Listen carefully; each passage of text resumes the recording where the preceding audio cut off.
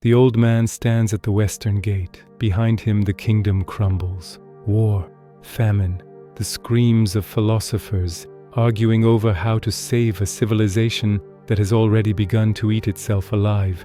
He has seen enough. The gatekeeper stops him.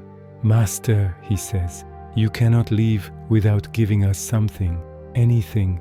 The world is falling apart." So the old man sits, and for 3 days he writes 81 verses, 5,000 characters, a book that would outlive empires. Then he walks through the gate into legend. This is the birth of Taoism, ancient China, 6th century BCE, a nation tearing itself apart. The Zhou dynasty is dying, not quickly, slowly, like a body rotting from the inside out. What was once a unified kingdom has splintered into dozens of warring states. Each ruler claims legitimacy. Each army claims righteousness. Each battle claims thousands of lives. This is the warring states period, and it will last for centuries. In this chaos, philosophers emerge like physicians to a plague. They offer diagnoses, solutions, systems. Confucius preaches ritual and hierarchy. He believes order can be restored through proper conduct, filial piety, and respect for tradition. The legalists demand strict laws and harsh punishments, control through fear.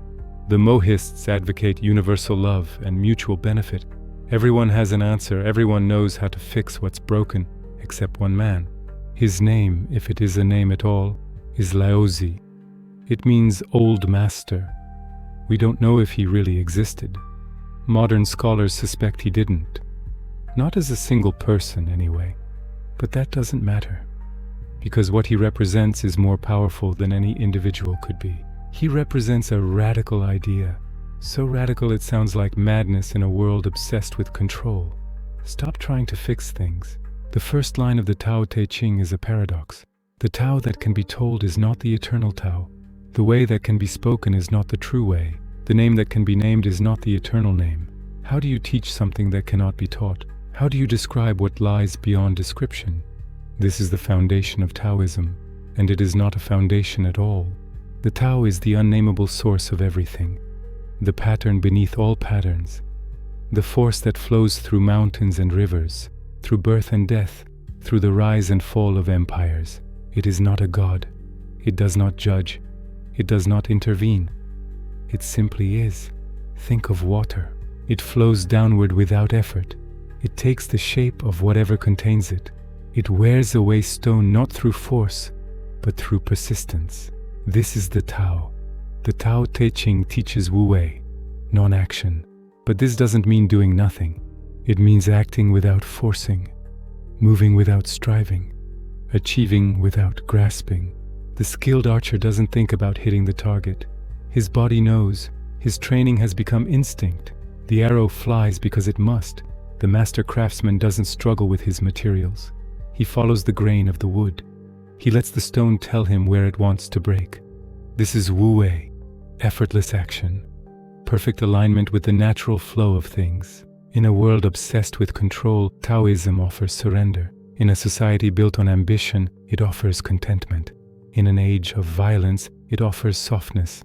The soft overcomes the hard, the Tao Te Ching says. The weak overcomes the strong. Water erodes rock.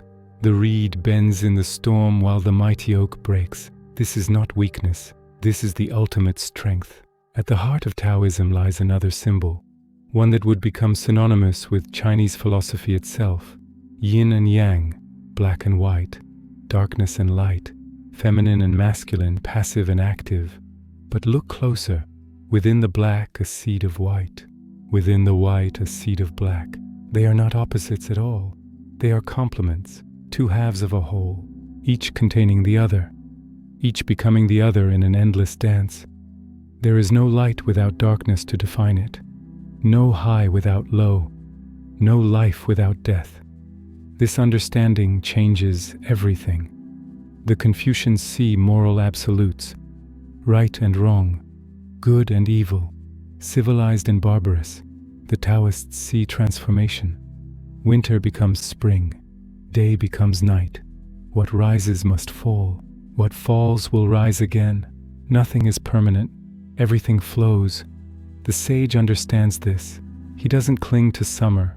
He doesn't rage against winter. He moves with the seasons. When it's time to act, he acts. When it's time to be still, he is still. He knows that trying to hold on to anything is like trying to hold water in your fist. The tighter you grip, the faster it flows away. This is why the Tao Te Ching speaks so often of emptiness. The valley is useful because it is low. The cup is useful because it is hollow.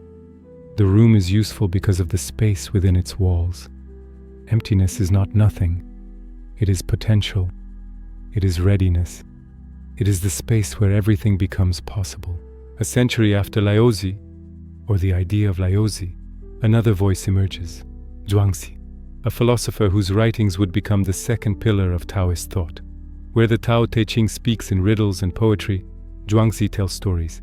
There is the butcher whose knife never dulls because he cuts through the spaces between the bones. There is the useless tree that lives for 1,000 years because no carpenter wants to cut it down. And there is the most famous story of all. Zhuangzi dreams he is a butterfly. He flutters from flower to flower, completely happy, completely free. Then he wakes up. But now he has a question. Was he a man dreaming of being a butterfly? Or is he now a butterfly dreaming of being a man? This is not a riddle to be solved. It is a door to be walked through. Zhuangzi asks us to question everything we think we know, our identities, our purposes, our distinctions between human and animal, useful and useless, real and dream. He tells us to wander, to move through the world without attachment, to enjoy the journey without needing a destination. This is spiritual freedom, not as an escape from the world, but as a way of being fully alive within it. For centuries, Taoism remains a philosophy, a way of thinking, a perspective on life. Then something changes. The Han dynasty rises, the empire stabilizes, and the Chinese court becomes fascinated with immortality. Emperors want to live forever.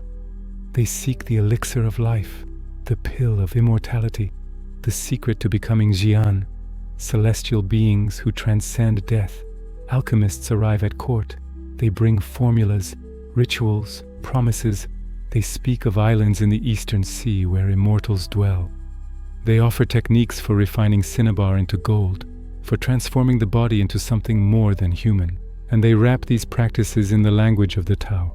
Philosophical Taoism begins to merge with religious practice. In 142 CE, a man named Zhang Daoling has a vision. Laozi appears to him, not as a mortal teacher, but as a god. Laozi gives Zhang a mandate to establish a new covenant between heaven and earth, to create an organization that will guide humanity back to the way. This is the birth of religious Taoism. Zhang Daoling becomes the first celestial master.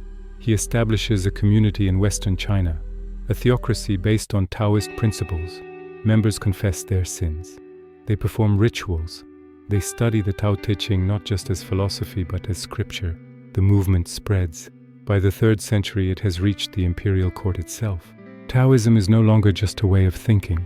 It has become a way of organizing society, a religion with priests, temples, and a formal hierarchy. Some say this is a betrayal of Laozi's original vision. The man who rejected authority becomes the founder of an institution. The philosophy of spontaneity becomes a system of rules. But perhaps this transformation is itself very Taoist. Water takes the shape of its container. The Tao flows through all things, adapting to whatever form is needed. By the Tang dynasty, China has 3 great philosophical traditions: Confucianism, Taoism, Buddhism. They compete, they clash, they influence each other. Confucianism governs the state. It provides the examination system, the bureaucracy, the social order. Buddhism speaks to questions of suffering and salvation. It offers monasteries, meditation, and the promise of nirvana. And Taoism? Taoism offers something else. It offers the mountains. When a Confucian official retires from court, he doesn't become a monk. He becomes a Taoist hermit. He goes to the wilderness. He writes poetry about bamboo and moonlight. He practices Qigong and Tai Chi. He drinks wine and contemplates the stars. This is the Taoist contribution to Chinese culture. Not the rejection of society, but the recognition that humans need more than society. We need wilderness. We need stillness. We need permission to do nothing. Taoism gives Chinese culture its art. The landscapes painted with minimal brushstrokes, the gardens designed to look wild and natural, the poetry that finds infinity in a moment.